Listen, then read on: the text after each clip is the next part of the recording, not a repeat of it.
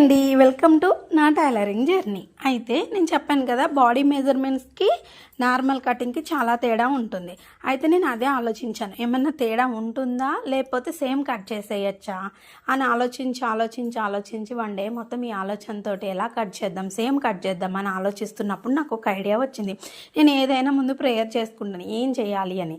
అప్పుడు నాకు ఏం ఆలోచన వచ్చింది అంటే, నాకు వచ్చిన ఆలోచన, నాకు కరెక్ట్ ఉన్న డ్రెస్ ఉంటుంది కదండి, ఆ డ్రెస్ని కొలిచాను అనమాట. చెస్ట్ దగ్గర కొలిచాను, డ్రెస్ సమానంగా పట్టి కొలిస్తే డ్రెస్సు నా బాడీకి సేమ్ నేను ఎక్కడైతే కొలిచానో నా బాడీకి కూడా నేనే కొలుచుకున్నాను.